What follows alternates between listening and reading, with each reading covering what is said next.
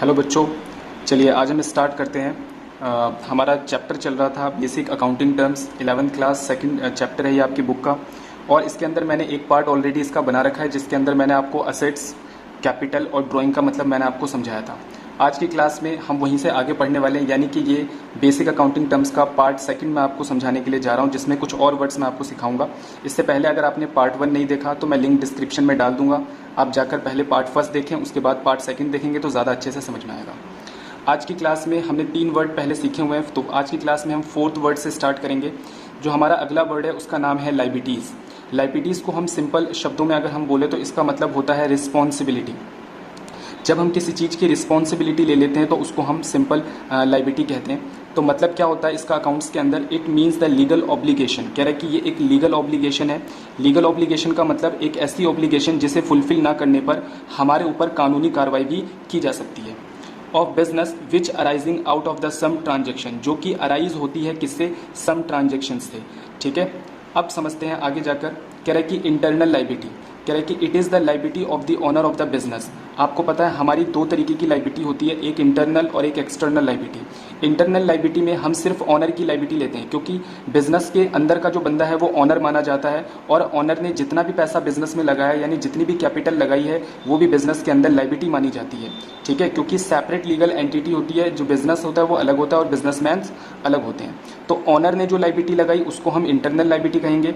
Honour के अलावा अगर किसी की भी लाइबिलिटी है, जैसे हमें किसी ने उधार में सामान बेचा तो हमें फ्यूचर में उसको क्या करना पड़ेगा, पैसा पे करना पड़ेगा, तो ऐसी लाइबिलिटी को हम एक्सटर्नल लाइबिलिटी कहते हैं। जैसे हमने बैंक से लोन ले लिया, ठीक है, हमने अपनी लिमिट से ज़्यादा पैसे बैंक से निकलवा लिए, इसी तरीके से हम किसी से फर्नीचर उधार लेकर आ गए, तो इन सब लोगों को फ्यूचर में हमें पैसे पे करने होते हैं, और ऐसी लाइबिलिटी को हम एक्सटर्नल लाइबिलिटी कहते हैं। यानी कि सिंपल अगर हम बात करें तो ऑनर को छोड़कर जितने भी लोगों की लाइबिलिटी है वो एक्सटर्नल लाइबिलिटी में काउंट कहती है।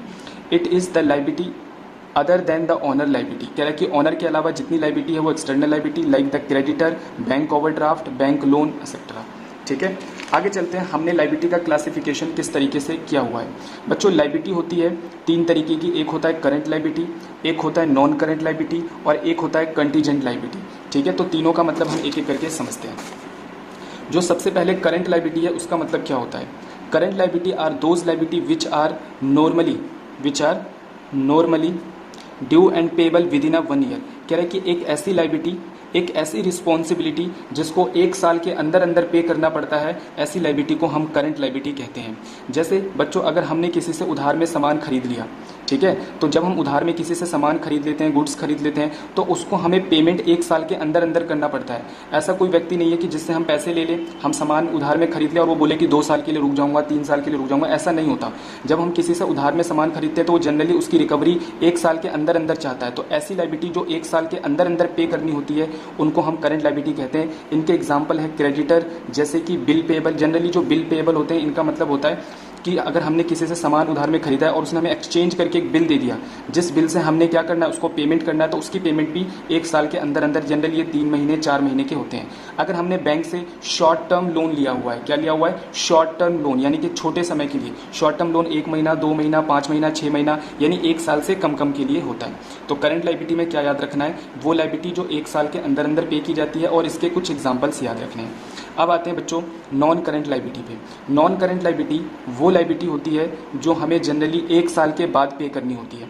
Non current are those liability which don't due immediately. कह रहा है इसे इमीडिएटली पे नहीं किया जाता, but become due after a year or more. कह रहा है या तो इसे 1 साल या 1 साल से ज़्यादा के बाद पे किया जाता है, यानी कि 1 साल या फिर उससे ज़्यादा के बाद पे किया जाता है। तो ऐसी लाइबिलिटी को हम नॉन करंट लाइबिलिटी कहते हैं। एग्जाम्पल के तौर पे हमने बैंक से हैवी लोन उठा लिए, जैसे कि जो बिजनेसमैन होते हैं, जो हमारे ऑनर होते हैं, अगर वो हैवी लोन बैंक से उठा लेते हैं तो उन लोन्स को पे करने के लिए हमें 1 साल से ज़्यादा का टाइम जनरली मिल जाता है। डिबेंचर भी एक ऐसा पैसा होता है जो पब्लिक से एक लोन की फॉर्म में लिया जाता है और इसके ऊपर हर साल इंटरेस्ट पे किया जाता है, लेकिन इसकी पेमेंट, इसकी जो डिबेंचर की जो पेमेंट है वो जनरली 1 साल के बाद की जाती है। जैसे 5 साल, 6 साल, 7 साल, इस तरीके से डिबेंचर की पेमेंट की जाती है। तो इस लाइबिलिटी को हम 1 साल के बाद चुकाते हैं, इसलिए हम इसे कहते हैं नॉन करंट लाइबिलिटी।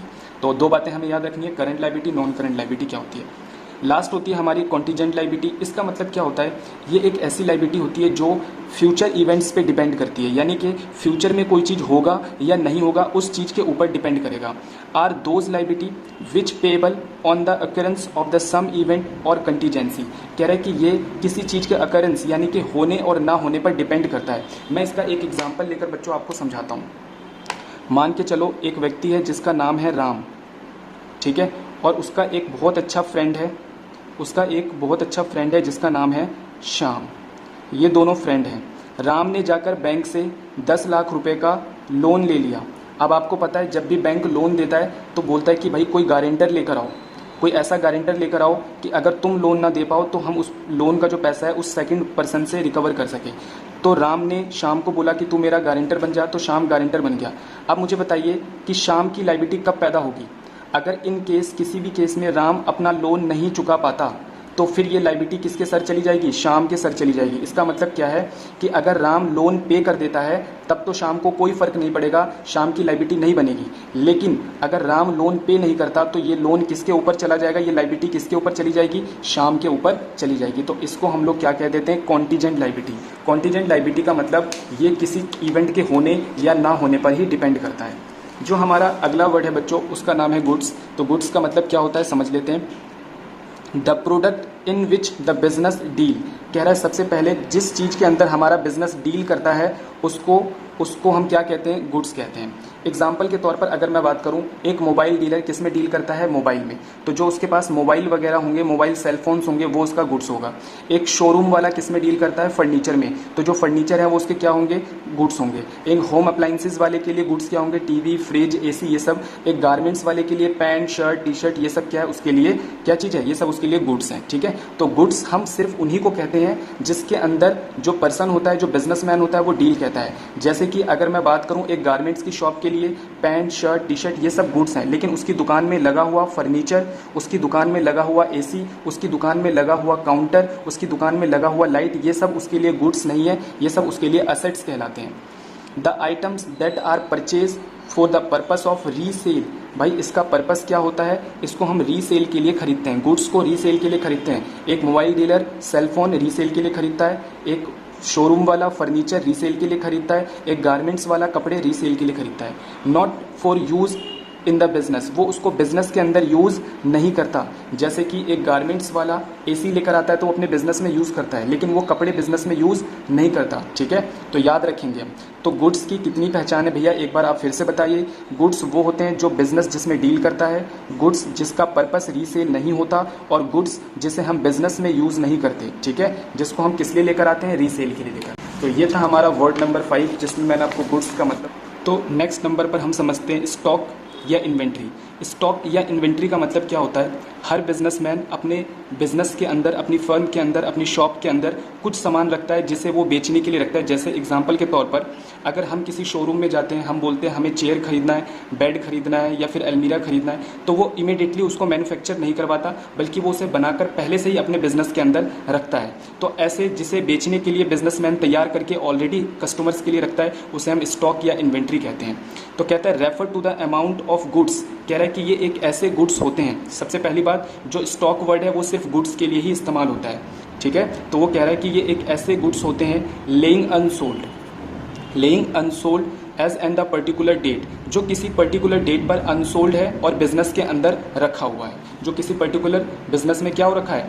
अनसोल्ड है और बिजनेस के अंदर रखा हुआ है। एग्जाम्पल के तौर पर अगर कोई गुड्स बिक गया है लेकिन वो हमारी फर्म के अंदर रखा हुआ है तो वो हमारा स्टॉक नहीं कहलाएगा। कई बार ऐसा होता है कि भाई एक कस्टमर आया, उसने मान के चलो हमसे एक बेड खरीदा, और बेड खरीदने के बाद उसने बोला कि सर मैं इसकी डिलीवरी कल उठा लूँगा, ठीक है, आप अभी इस यहीं पे रहने दीजिए, अभी मेरे पास ले जाने की सुविधा नहीं है। तो वो शोरूम में रखा हुआ है लेकिन वो उसका स्टॉक नहीं है, क्योंकि वो ऑलरेडी बिक चुका है, उसकी जो ऑनरशिप है वो क्या हो चुकी है? ट्रांसफ़र हो चुकी है। तो याद रखना, स्टॉक वही गुड्स होता है जिसको बेचने के लिए बिजनेसमैन ने रखा हुआ है, यानी कि जो अनसोल्ड है। कई बार कुछ स्टॉक्स ऐसे होते हैं जो सेल करने के लिए नहीं होते, यानी वो सेलिंग पर्पज़ के लिए नहीं रखे होते, जैसे सैंपल वगैरह रखे होते हैं गुड्स। ठीक है, तो ऐसे गुड्स को हम स्टॉक नहीं कहते हैं। अब आते हैं स्टॉक में भी। स्टॉक होता है एक ओपनिंग स्टॉक और एक होता है क्लोजिंग स्टॉक। तो बच्चों ओपनिंग स्टॉक और क्लोजिंग स्टॉक में क्या डिफरेंस है मैं आपको बताता हूँ। आपको पता है कि जो हमारा बिजनेस है ना, हम एक फाइनेंशियल ईयर फॉलो करते हैं। अभी तक हमने जब बच्चे थे हमने कैलेंडर ईयर के बारे में पढ़ा होगा, लेकिन अब एक फाइनेंशियल ईयर भी होता है जो हम अपने बिजनेस में फॉलो करते हैं। फाइनेंशियल ईयर बच्चों 1 अप्रैल के दिन शुरू होता है और ये एंड होता है 31 मार्च के दिन एंड हो जाता है। यानी 1 अप्रैल को शुरू होगा, 31 मार्च को एंड हो जाएगा। तो 1 अप्रैल के दिन बिजनेस के पास जितना भी स्टॉक होता है इसको बिजनेस ओपनिंग स्टॉक बोल देती है। और 31 मार्च जिस दिन साल हमारा ख़त्म होता है उस दिन जितना भी स्टॉक बिजनेस के पास होता है उसको हम क्या कहते हैं, क्लोजिंग स्टॉक कह देते हैं। तो अब आपको ओपनिंग स्टॉक और क्लोजिंग स्टॉक का मतलब समझ में आ गया होगा। ओपनिंग स्टॉक क्या है, refer to the amount of unsold goods at the beginning of the financial year.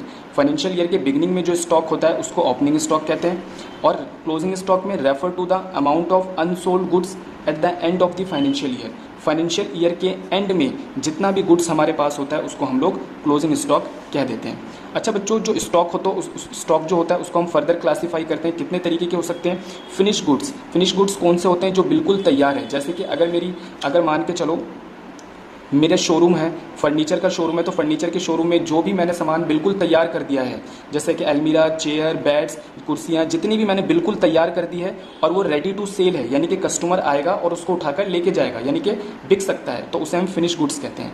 एक होता है रॉ मटेरियल। अब जो भी सामान मैं बनाता हूँ वो मेरी फैक्ट्री के अंदर बनता होगा बच्चों, तो जो फैक्ट्री के अंदर मेरा सामान बनता होगा वहाँ पर मैं लकड़ी खरीद कर लेकर आता हूँ, फेविकॉल खरीद के लेकर आता हूँ, सनमाइका खरीद के लेकर आता हूँ, ये सब मेरे रॉ मटेरियल है। एक होता है वर्क इन प्रोग्रेस। इसका मतलब क्या है कि जब सामान आधा अधूरा बन जाता है तो उसे हम वर्क इन प्रोग्रेस कहते हैं। जैसे आधा बेड बन चुका है, आधी चेयर बन चुकी है लेकिन उसकी फिनिशिंग अभी नहीं हुई है, अलमीरा आधी बन चुका है तो उसमें फिनिशिंग नहीं हुई, तो उसे हम कहते हैं वर्क इन प्रोग्रेस। तो कोई भी हमसे पूछेगा स्टॉक के बारे में, 3 तरीके के, फिनिश गुड्स, रॉ मटेरियल और वर्क इन प्रोग्रेस। ठीक है बच्चों, तो बच्चों ये हमारी बेसिक अकाउंटिंग टर्म्स की सेकंड वीडियो थी जिसके अंदर मैंने आपको लायबिलिटी, गुड्स और स्टॉक के बारे में पढ़ाया। तो अब इसके बाद मैं कुछ अगली वीडियो और निकालूंगा जिसके अंदर मैं आपको बेसिक अकाउंटिंग टर्म्स के कुछ और वर्ड्स मैं आपको सिखाऊंगा। ठीक है, अगर आज की क्लास आपको समझ में आई है तो आप ज़्यादा से ज़्यादा इसको शेयर करें, ठीक है, वीडियो को लाइक करें और मोस्ट इंपॉर्टेंट आप हमारे चैनल को सब्सक्राइब करें ताकि फ्यूचर में आने वाली जितनी भी वीडियोज़ हैं वो आपको ईजिली मिल जाए। Thank you.